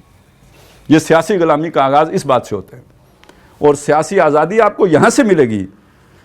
اسلامی اعتبار سے اگر آپ بات کریں کہ بھائی وہ اللہ نے نبوت ختم کر دی، اس کے بعد اللہ نے اپنی ریپریزنٹیشن کے لیے ایک امت کھڑی کی ہے، میں اس امت کا فرد ہوں. پہلی بات تو یہ سمجھ لیں. نمبر 2، اس حیثیت میں تمام افراد برابر ہیں. المسلم کف لکل مسلم، ہر مسلمان دوسرے مسلمان کا کف ہے. تقوی اور فسق و فجور، حقوق میں کمی بیشی نہیں کرتے. ایک باپ کے 2 بیٹے ہوں، ایک تہجد گزار ہو، دوسرا نماز بھی نہ پڑھتا ہو، وہ مر جائے باپ تو ان کی وراثت جو ہے وہ تہجد گزار کو زیادہ ملے گی، برابر ملے گی. تو جب یہ والی اس امتی ہونے کی حیثیت سے ہم بھائی بھائی ہیں، کونو عباد اللہ اخوانا، اور اس میں کوئی اونچ نیچ کے تصور نہیں. یہ بڑی اس طرح کی بات آتی ہیں، گنا کرتے ہیں، تولا نہیں کرتے. اچھا بھائی تولو، کیسے تولو گے؟ آپ نے کسی کو منتخب کرنے کے لیے ووٹنگ کی ہے، کہتے ہیں جی تولیں گے، کیسے تولو گے یار؟ مجھے تولنے کا طریقہ تو سمجھا دو کہ بھائی میرے ووٹ کا وزن کیا ہوگا اور مزدور کے ووٹ کا وزن کیا ہوگا، کوئی پوائنٹ ہوں گے، کس معیار پر وہ ان کا تعین. یہ کتنا کمپلیکیٹڈ نظام بلکہ بن ہی نہیں سکتا. یہ آئیڈیلسٹک یوٹوپین سوچ ہے، یہ ہو ہی نہیں سکتا. تنقید کر لیں بے شک آپ اس کے اوپر، لیکن یہ قابل عمل نہیں ہے کہ آپ یہ کہہ لیں کہ جناب کسی کو کم اور کسی کو زیادہ آپ رکھ دیں گے، یہ ایکول ہوگا. تو اس بات کو سمجھ لیجئے اور اچھی طرح سمجھ لیجئے. حضور کے بعد اس زمانے میں اولو الامر کا بننے کا جو طریقہ تھا وہ فطری تھا. فطری کیسے کہنے کا مطلب کیا ہے؟ قبیلہ ہے، قبیلے کا ایک چیف موجود ہے، یہ نیچرل چیف ہے، یہ نیچرل چیف ہے، اور وہ پورا قبیلہ اس کا موتی ہے. آپ اس قبیلے کے چیف کو بلا کے رائے لے لیں گے، اس ایک آدمی کی رائے پورے قبیلے کی رائے ہے، ٹھیک ہوگی نا بات؟ اس لیے وہاں اولو الامر بنانے بہت آسان۔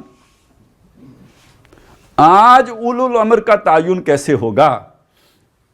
اگر آپ علماء میں سے لیں گے تو یہ عامت الناس کے نمائندے نہیں ہیں، اگر آپ فوجیوں میں سے لیں گے تو یہ عامت الناس کے نمائندے نہیں ہیں، اگر آپ ٹیکنوکریٹس میں لیں گے تو یہ عامت الناس کے نمائندے نہیں ہیں۔ آج اولو الامر کا کوئی اور طریقہ ہے ہی نہیں بنانے کا سوائے اس ایک کے کہ آپ عوام الناس سے رائے لے کے ان کے نمائندے چنیں، پھر ان کی پریزیڈیم لیں جسے پارلیمنٹ کہیں آپ، پھر وہ نومینیٹ کرے اپنے میں سے، جیسے آپ وزیر اعظم کہتے ہیں آج، یا پریزیڈنٹ کا جیسے امریکہ میں الیکشن ہوتا ہے براہ راست وہ کریں۔ تو آج خلافت کا اگر کوئی قائم ہوگی تو اس کا طریقہ کار یہ ہوگا، یہ ہے خلافت عامہ۔ اس کے مقابلے میں کم از کم کھل کے اگر کسی نے بات کی ہے نا، وہ اہل تشیع حضرات نے کی ہے۔ انہوں نے کہا ہمارا امام ہوتا ہے، اور جو امام ہوتا ہے وہ مامور من اللہ ہوتا ہے، اور وہ جو مامور من اللہ ہوتا ہے وہ معصوم عن الخطا بھی ہوتا ہے۔ امامت معصومہ کا یہ مطلب ہے، سمجھ آئی بات کی؟ وہ معصوم عن الخطا بھی ہوتا ہے۔ تو اس کے بعد جب یہ دو باتیں ہو گئی تو پھر چونچ رہا، پھر کیا ضرورت ہے پارلیمنٹ کی، اور پھر کیا ضرورت ہے شورا کی، اور پھر کیا ضرورت ہے کسی اور کی؟ غلطی وہ کر نہیں سکتا، آیا ہوا اللہ کی طرف سے ہے، تو جو اللہ کی طرف سے آیا ہوا ہو، اپوائنٹ اللہ کی طرف سے ہو گیا ہو، اس کے بارے میں کسی اور سے مشورہ لیا جا سکتا ہے کہ جی اس کے سر پہ بٹھائیں یا نہ بٹھائیں؟ اسے تو بٹھانا ہی بٹھانا ہے، نمبر ایک۔ تو اسے مشورہ دینے کی ضرورت بھی نہیں ہے کہ اسے مشورہ تو اللہ کی طرف سے آ رہا ہے، غلطی وہ کرتا نہیں، تو ہمارا کام پھر اس کی ماننا ہے بس۔ تو یہ ختم نبوت، اگر دیکھیں ختم نبوت کی ایک حکمت بھی ہے، اعزاز بھی ہے، ایک حکمت بھی ہے۔ اعزاز تو یہ ہے کہ حضور پر آ کے ختم نبوت ہو گئی، اور یعنی مکمل ہو گیا۔ ختم نبوت اختتام کا مطلب یہ تکمیل ہو گئی۔ حکمت کیا ہے؟ حکمت یہ ہے کہ یہ جب تک اللہ اپنے پاس سے کسی اپوائنٹڈ بندے کو بھیجتا تھا تو ابھی انسان اس قابل نہیں تھا کہ خود سے کھڑا ہو سکے۔ اب انسان کا اجتماعی شعور اس جگہ پہ پہنچ گیا ہے کہ اب اگر اللہ کی طرف سے اپوائنٹڈ بندہ نہیں بھی ہوگا، کولیکٹیولی چلیں گے تو غلطی کم سے کم کریں گے یا نہ ہونے کے برابر کریں گے۔ اور شیطان کو شکست، مطلب ایک اللہ کی طرف سے اپوائنٹڈ بندہ آ گیا، وہ تو شیطان کہہ سکتا ہے اس کو تو تیری پروٹیکشن تھی، میرا داؤ اس پہ نہیں چلا تو کون سا کمال ہو گیا، ذرا تیری پروٹیکشن ہٹتی تو پھر دیکھتے۔ تو شیطان کی اصل شکست یہ ہے کہ انسان، عام آدمی، وہ اپنی اجتماعی شعور کی سطح سے اٹھ کر اس جگہ پہ پہنچ جائے کہ شیطان کو شکست عظیم ہو جائے، تب اصل شیطان کی شکست ہے نا۔ تو اس ختم نبوت کی ایک حکمت یہ ہے کہ اللہ تعالیٰ کی نظر میں انسانیت بالغ ہو گئی ہے، اب اس کو انگلی پکڑ کے چلانے کی ضرورت نہیں ہے، ٹھوکریں کھائے گی لیکن سیدھی ہو کے چل پڑے گی۔ ہاں یہ کام اللہ نے کر دیا کہ اپنے پیغام اس کے لیے محفوظ چھوڑ دیا۔ یہ ہے خلافت عامہ، ٹھیک ہے نا؟ یہ کوئی خلافت خاصہ نہیں ہے، یہ خلافت عامہ ہے۔ بلکہ آگے الفاظ بھی ہیں، ہوگا نہ کہ شیعی تصور امامت معصومہ پر۔ تو جب آپ ایک گروپ کو وہ اختیار دے دیتے ہیں تو گویا ان کے ساتھ پھر وہ اسپیشل رائٹ والا تصور جوڑ دیتے ہیں، پھر آپ تسلیم کر لیتے ہیں یس وی آر بلڈی سویلین۔ یہ دونوں تصورات ایک دوسرے کی ضد ہیں، ان کو باہم دیگر کسی طور پر بھی ملایا نہیں جا سکتا۔ چوتھی بات یہ ہے کہ وہ انقلاب اگر آئے گا تو خالصتاً اس نہج پر آئے گا جس نہج پر محمد صلی اللہ علیہ وسلم نے انقلاب برپا کیا تھا۔ امام مالک سے حضرت ابو بکر صدیق رضی اللہ تعالیٰ عنہ کا یہ قول منقول ہے کہ لا یصلح آخر هذه الامہ الا بما صلح به اولها، یعنی اس امت کے آخری حصہ کی اصلاح نہیں ہو سکے گی مگر صرف اس طریق پر کہ جس پر اس کے پہلے حصے کی اصلاح ہوئی تھی۔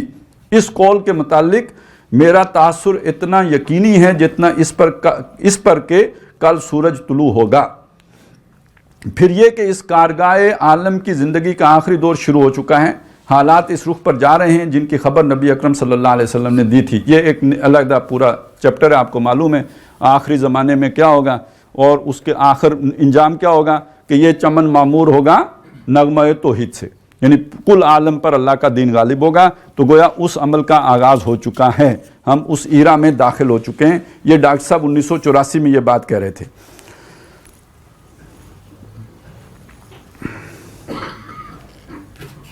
تو یہ اللہ تعالیٰ کی مشیت اور اس کی قدرت میں ہے کہ وہ کس جگہ کو سعادت حاصل عطا فرمائے۔ یعنی اس میں ڈاکٹر صاحب نے بحث یہ کی ہے کہ ٹھیک ہے آئے گا تو پورے عالم پر، لیکن اس کا آغاز تو کسی ایک خطے سے ہوگا، پھر پوری دنیا پہ چھا جائے گا۔ تو اب وہ کون سا خطہ ہو سکتا ہے؟ ان کی توقع یہ ہمیشہ رہی ہے کہ وہ پاکستان ہوگا یا یہ علاقہ ہوگا، پاکستان افغانستان کا علاقہ ہوگا۔ تو کہتے ہیں کہ یہ تو اللہ تعالیٰ کی مشیت اور اس کی قدرت ہے کہ وہ کس جگہ کو سعادت عطا فرمائے، کہ کون سے مقام کو چن لے، یہ اسی کا انتخاب ہے۔ ہم نہیں جانتے کہ اسلام کی نشأت ثانیہ اور عالمی سطح پر دین حق کے غلبے کا آغاز کس ملک سے ہوگا۔ نشأت ثانیہ، نشہ کہتے ہیں کسی شے کا دوبارہ اٹھنا، یعنی اور عام طور پہ مرنے کے بعد جی اٹھنے کے لیے، جیسے ہم یہاں مریں گے تو قیامت کو اٹھیں گے، تو وہ بھی نشأت ثانیہ ہے۔ یہ ہماری نشأت اولیٰ ہے۔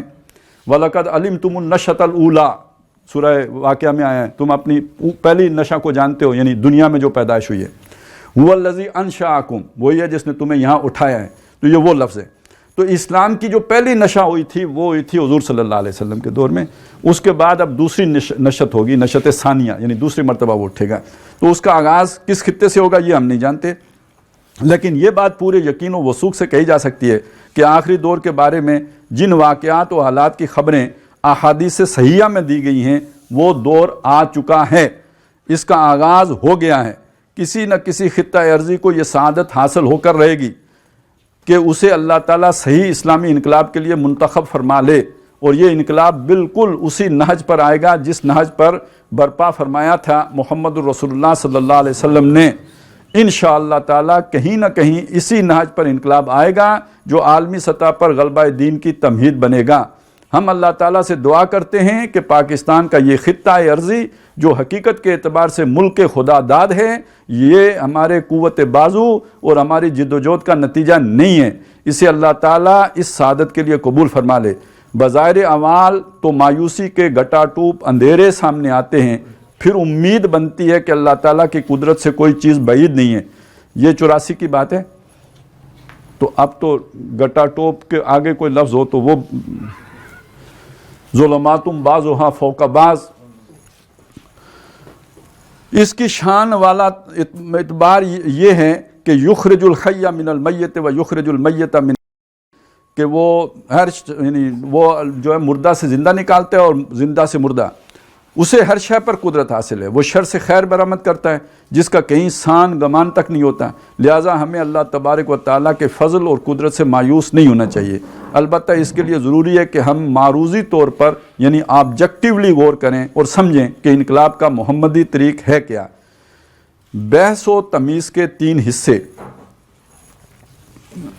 ایک بات تو بالکل آغاز ہی میں سیرت النبی صلی اللہ علیہ وسلم کے واقعات و حالات کے حوالوں اور ریفرنسز کے بغیر اصولی طور پر جان لینی چاہیے کہ انقلاب کسی بھی نوع کا ہو اس کے لیے 6 مراحل طے کرنا ناگزیر ہوتا ہے۔ یہ بات سیرت النبی علیہ صاحب صلاۃ والسلام کے معروضی مطالعے سے حد درجے واضح ہے۔ البتہ یہ ضرور ہے کہ سیرت مطہرہ کے دوران جو حالات و واقعات پیش آئے انہیں خاص سے عام کر کے یعنی جنرلائز کر کے جو اصول و مبادی مستنبط ہوتے ہیں ان کی روشنی میں انقلابی عمل کے مراحل و مدارج و لوازم طے کیے جائیں گے۔ جو وہاں پہ حالات و واقعات پیش آئے، یعنی یہ انداز بیان ایسا ہے کہ جیسے وہ یعنی فطری طور پر وہ واقعات ہوتے چلے گئے، یعنی وہ باقاعدہ ڈیزائن نہیں تھے یا پلان نہیں تھے، بلکہ وہ ایک کے بعد دوسرا واقعہ ہوتا چلا گیا۔ ہم اس پورے واقعے کو مجموعی طور پر سامنے رکھیں گے اور اپنے لیے ایک لائے عمل یا راہ عمل جو ہے وہ متعین کریں گے، اسٹریٹجی بنائیں گے۔ پھر ہم دیکھیں گے کہ اس مستنبط خاکے کے رنگ میں رنگ بھرنے کے لیے ہمیں سیرت مطہرہ سے جو رہنمائی ملتی ہے وہ کیا ہے۔ اور تیسری بات جو عملی اعتبار سے بہت ضروری ہے یہ ہوگی کہ ہمارے حالات اور نبی اکرم صلی اللہ علیہ وسلم کے دور سعید کے حالات میں بہرحال 1400 برس سے کچھ زیادہ ہی مدت کا فصل ہے، یعنی فاصلہ ہے۔ اس دوران حالات میں بہت کچھ تغیر و تبدل ہوا ہے اور انسان کے تمدنی اور عمرانی تصورات میں بہت کچھ ارتقا ہوا ہے. میں ایک چھوٹی سی بات یہ بھی سمجھنے کی بہت ضروری ہے منہج کے اعتبار سے. یہ سمجھ لیجئے کہ حضور کے دور میں آپ کی لائف کو پروٹیکشن کون دیتا تھا؟ سوال ہے آپ سے. یعنی کوئی بھی فرد مکے میں جو رہتا ہے اسے زندگی کا حق کون سی اتھارٹی دیتی تھی؟ قبیلہ دیتا تھا. یس. ایک آدمی کسی قبیلے کا نہیں, کسی بھی قبیلے کا نہیں, باہر سے آ کے مکے میں آباد ہونا چاہتا ہے, وہ کیسے آباد ہوگا؟ کسی سردار کی پروٹیکشن لے کے آباد ہوگا. پروٹیکشن کا لفظ ذہن میں رکھیے, اس کے بغیر نہیں آباد ہو سکتا. یہ حضرت بلال غلام ہیں, ان کو گویا اپنے آقا کی پروٹیکشن حاصل ہے, کوئی اور ان کو ہاتھ نہیں لگا سکتا. یہ خباب بن الارض جو ہیں یہ پروٹیکشن لے کے وہاں بیٹھے ہوئے ہیں. آل یاسر جو فیملی ہے یہ پروٹیکشن لے کے وہاں بیٹھی ہوئی ہے, یہ کسی قبیلے سے متعلق نہیں ہے. حضور صلی اللہ علیہ وسلم کا قبیلہ بنو ہاشم, بنو ہاشم کے چیف ابو طالب. ابو طالب جو ہیں وہ حضور سے خاص ایک محبت رکھتے ہیں, تو اپنی اس حیثیت میں پورا بنو ہاشم حضور کے پیچھے کھڑا ہے, پروٹیکشن دیے ہوئے ہیں. لہذا پورے قبیلے نے شعب بنی ہاشم میں قید گوارہ کر لی, حضور کی پروٹیکشن سے ہاتھ نہیں اٹھایا. ٹھیک ہو گیا. آج پروٹیکشن کون دیتا ہے؟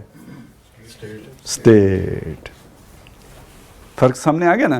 آج میرے زندگی کا حق کس نے سیکیور کیا ہے؟ آئین نے, اسٹیٹ نے. فرق آ گیا. یہ ارتقا ہوا ہے. آج ہر بندہ, اسے کسی چیف سے جا کے پروٹیکشن لینے کی ضرورت نہیں ہے. جب اسے سٹیزن شپ مل گئی وہ پروٹیکٹڈ ہو گیا. بہت بڑا فرق ہے, بہت بڑا فرق ہے. اسی طرح وہاں پہ قبیلہ تھا, آپ کے سیاسی حقوق کا تحفظ قبیلے کے ذمہ ہے. آج اس کی جگہ پہ سیاسی پارٹی ہے. اس میں اور اس میں فرق کیا ہے؟ آپ جس قبیلے میں پیدا ہو گئے وہ قبیلہ اچھا کرے, برا کرے, سیاہ کرے, سفید کرے, اس سے باہر نہیں جا سکتے. آج جو پارٹی بن گئی ہے, اگر وہ پارٹی غلط کرتی ہے آپ اسے چھوڑ کے دوسری پارٹی میں جا سکتے ہیں. تو زیادہ بہتر ایوالو کون سا ہو گیا؟ سیاسی پارٹی تب بھی تھی, یہ قبیلے سیاسی پارٹیاں تھیں. سیاسی پارٹیاں آج بھی ہیں, وہ بنیاد نسل کے پر تھیں, یہ بنیاد نظریے پر ہیں, یا کوئی سوشل کانٹریکٹ جو ان کا ہوتا ہے جس کی بنیاد پر وہ ایک پارٹی بن جاتی ہے. اس طرح چیزوں کو دیکھیں. یہ جو عمرانی تغیر و تبدل ہوا ہے یا جو ارتقاء ہوا ہے وہ اس انداز میں ہوا ہے. یہ بات اگر آپ سمجھ جائیں تو آپ کو پورا فلسفہ نصرت سمجھ میں آ جائے گا. وہ جو ایک اور منہج ہے نا, منہج نصرت, سمجھ لیں یہ بات. سن 10 تک کوئی ثابت نہیں کر سکتا, 10 نبوی تک کہ حضور نے کسی سے پروٹیکشن مانگی ہو. ضرورت ہی نہیں ہے, پروٹیکشن قبیلے کی حاصل ہے. سن 10 میں ابو طالب کا انتقال ہو جاتا ہے. پتہ ہے نا, عام الحزن ہے نا سن 10.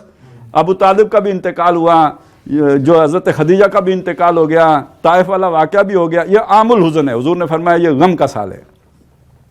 ابو طالب کے انتقال کے ساتھ ہی قبیلے کا چیف بن جاتے ابو لہب, وہ دشمن ہے. پروٹیکشن اٹھ گئی. اب حضور کی زندگی مکے میں محال ہے. اب آپ کی مجبوری ہے کہ آپ جا کے طائف کے سرداروں سے پروٹیکشن مانگیں, اور اگر وہ نہیں دیتے تو جو آپ کو سردار ملے اس سے آپ پروٹیکشن مانگیں. یہاں تک کہ موتم بن عدی جب آپ کو پروٹیکشن دے تو آپ مکے میں داخل ہو سکتے ہیں, اس کے بغیر آپ داخل ہی نہیں ہو سکتے. سمجھ میں آئی بات؟ وہ اس تحفظ مانگنے کو لوگوں نے نصرت مانگنا بنا کے تو ایک نیا منہج, اور وہ منہج پھر جا کے تھوپا جدھر. یعنی تمہیں ان سے ہے محبت, وہ کیا ہے یار, وہ وفا کی امید. تمہیں ان سے ہے وفا کی امید جو نہیں جانتے وفا کیا ہے. اور میر بھی کیا سادہ ہیں کہ بیمار ہوئے جس کے سبب. عطار کا لونڈا سوچ رہا تھا کہ امریکہ کا لونڈا کہوں, جو بھی آپ سمجھیں, اس سے یہ توقع رکھنا کہ وہ نصرت فراہم کریں گے اور مینو خلیفہ بنائیں گے. ای خیال استو محال استو جنو. یار کوئی مطلب سمپلسٹی کی بھی کوئی انتہا ہوتی ہے نا یار. کوئی مطلب اینا بھی مطلب کام جڑا نا اتنا آسان تو میرا خیال ہے کوئی سقراط سے پہلے والے ادوار میں بھی نہیں تھا جتنا آسان انہوں نے یہاں بنا لیا. سیاست کے لیے اپنی طاقت چاہیے ہوتی ہے, عصبہ, عصبیت, طاقت. اس کے بغیر آپ کو اقتدار نہیں ملتا, اور وہ آپ کی اپنی سیاسی طاقت ہوگی تو ملے گا, اس کے بغیر ملی نہیں. یہ اصول ہے, ساری دنیا میں یہ اصول ہے. اور ہمارے ملک میں سیاسی پارٹیاں کیوں ناکام ہیں، کیوں ادارے ان کو جو ہے نا تھلے لگا کے رکھتے ہیں؟ اس لیے کہ ان بدماشوں نے جو سیاسی پارٹیوں کے سربراہ ہیں، یہ نواز شریف اور یہ بلاول اینڈ کمپنی اور دس اینڈ دیٹ، یہ سارے انہوں نے کبھی سیاسی پارٹیوں کو سیاسی ادارہ بنایا ہی نہیں ہے۔ یہ جمہوریت کرتے ہیں ملک کے لیے، اپنی پارٹی میں ملوکیت رکھی ہوئی ہے، یہ خاندانوں کی پارٹیاں ہیں، اس میں یہ عہدے بانٹتے ہیں، خود دیتے ہیں۔ آپ یہاں ڈیموکریسی لے کے آئے نا پارٹی میں، جیسے جماعت اسلامی میں ہے، تو وہاں کمٹمنٹ کا لیول بھی دیکھیں، پھر آپ محسوس کرتے ہیں نا بندہ میری پارٹی ہے، جب میری پارٹی ہے، میرا مشن ہے، اس پر پھر یہ کہ ابھی وہ ترکی والے نے کیا نا، اردگان نے وہاں سینس آف پارٹیسپیشن دی ہے نا، تو لوگ لیٹے ہیں نا آگے ٹینکوں کے آگے، یہاں تو کوئی نہیں لیٹتا، عالیہ روئے گا، عالیہ کیا روئے گا، عالیہ کی کوئی چونٹی بھی نہیں روئی۔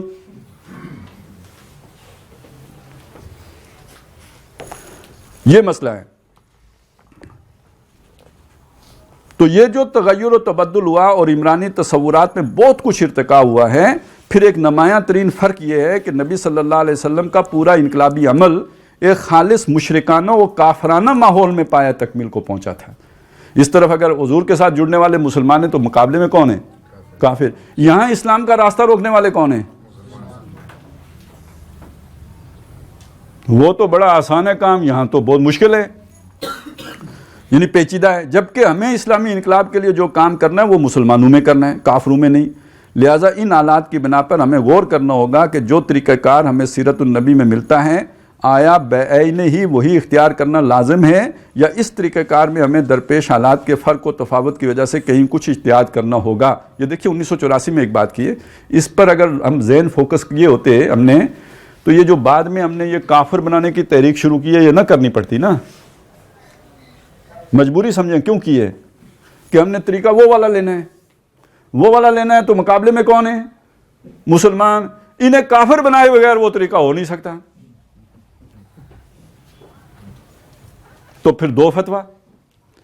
اچھا ادھر ایک اور بھی ہمارے پاس پہلے سے بھی ایک فتویٰ موجود ہے نا، کہ مسلمان فاسق ہو، فاجر ہو، بلکہ یہ کہ خود کفر بھی کرتا ہو، جب تک تمہیں کفر کا حکم نہ دے تم اس کے خلاف کوئی مطلب بات ہی نہیں کر، تنقید بھی نہیں کر سکتے۔ وہ ذل اللہ ہے نا، ذل اللہ فی الارض، یہ بھی تو اس کو ہم نے بھی جامہ پہنایا ہے نا۔ تو اب اگر آپ نے اس کے خلاف جد و جہد کرنی ہے تو آپ کے پاس کوئی چارہ نہیں ہے سوائے اس کے کہ پہلے اسے کافر بناؤ، پھر اس کے بعد کوئی قدم اٹھاؤ۔ تو جو ان ساری چیزوں کو دیکھ کے ایک آسان حال یہ ہے یار کافر بنائے بغیر بھی کام آپ کا چل سکتا ہے، اگر آپ اس پروسیس میں آ جائیں اور اس طریقے پر عمل کریں جو یہاں سجیسٹ کیا جا رہا ہے، تو یہ سارا رولا ہی نہیں پڑے گا۔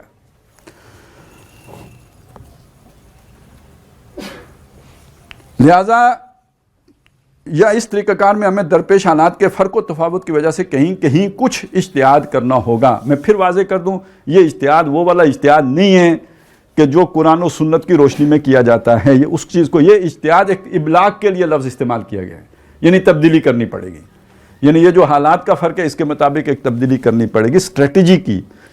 یہ وہ والا اجتہاد نہیں ہے جیسے کوئی یہ کہے کہ جی نماز پڑھنے کے طریقے میں اجتہاد کر لیں، کوئی نہیں کر سکتا، یا کوئی کہے روزہ رکھنے کے طریقے میں اجتہاد کر لیں۔ یار ہم تو ادھر رہتے ہیں، کیا ہے وہ کوئی نارتھ پول کے قریب، تو یہاں دن جو ہے 21 گھنٹے کا ہوتا ہے، تو اب یہاں پہ کچھ اجتہاد کر لیتے ہیں اور کوئی مطلب پاکستان جتنا روزہ وہاں پہ رکھ لیتے ہیں، نہ یہ نہیں کر سکتے، کیونکہ وہ قرآن مجید نے سورج کے طلوع یعنی سحر اور افطار کے ساتھ اسے جو رکھا ہے، سورج کے ساتھ رکھا ہے، تو وہ تو اسی کے ساتھ جڑا رہے گا، اس کو ہم نہیں بدل سکتے۔ تو یہاں اجتہاد کا وہ والا مطلب نہیں ہے، سنت میں اجتہاد کی بات نہیں ہو رہی ہے، قرآن و سنت میں اجتہاد نہیں ہو رہا ہے، یہ اجتہاد ہو رہا ہے در حقیقت سیرت کا ایک معاملہ، ایک اصولی بات ہم نے سمجھی کہ انقلاب 1 2 3 4 5 6 سٹیپس کے نتیجے میں آتا ہے، ان سٹیپس کے اندر ہم کیا تبدیلیاں کریں گے اپنے ان بدلے ہوئے حالات کو سامنے رکھتے ہوئے۔ یہ چیز ہے، یہ بھی ایک تمہیدی نقطہ ہے، یہ بھی سمجھ لیں کہ موجودہ دور میں انسانی زندگی کو عام طور پر 2 حصوں میں تقسیم کیا جاتا ہے، آپ کو معلوم ہی ہے، وہ انفرادی زندگی اور اجتماعی زندگی، وہی یعنی ایک جسے ہم کہتے ہیں کہ یہ ایک پرسنل لائف ہے، اس میں انسان آزاد ہے، اور ایک یہ ہے کہ جو کھاتا ہے اجتماعیت کا۔ جو سیکولر فیلڈ جو سمجھا جاتا ہے کہ جہاں پہ کسی مذہب کو دخل دینے کا کوئی حق نہیں ہوتا. ایک انفرادی اور دوسرا اجتماعی. مذہب کا تعلق انفرادی زندگی سے سمجھا. اجتماعیت کے لیے بنیاد سیکولرزم ہے، یعنی لادینیت یا لامذہبیت، یعنی لادینیت، لامذہبیت نہیں، کیونکہ سیکولرزم سارے مذاہب کو اپنے اندر سمو لیتا ہے. اس لیے کہ سیکولرزم مذہب کو تسلیم کرتا ہے لیکن اسے صرف انفرادی زندگی میں محدود قرار دیتا ہے. اس انفرادی مذہبی زندگی کے بھی 3 حصے ہیں. عقیدہ یعنی ڈوگما، یعنی کوئی کلمہ پڑھتا ہے، کوئی جو ہے نا وہ دہریہ ہے، یا یہ کہ کوئی کئی معبودوں کو مانتا ہے، کوئی آگ کی پرستش کرتا ہے. عبادات، ریچولز، یعنی جس کو معبود مانا ہے تو اس کے پوجنے کے طریقے کیا ہیں. اور چند سماجی رسوم یعنی سوشل کسٹمز، یعنی پیدائش کا یا مرنے کا یا شادی کا منانے کا طریقہ کیا ہے. یہاں پہ بندے کو آزاد سمجھا جاتا ہے. ادھر اجتماعی زندگی میں بھی 3 حصے ہیں، معاشرتی نظام، معاشی نظام اور سیاسی نظام.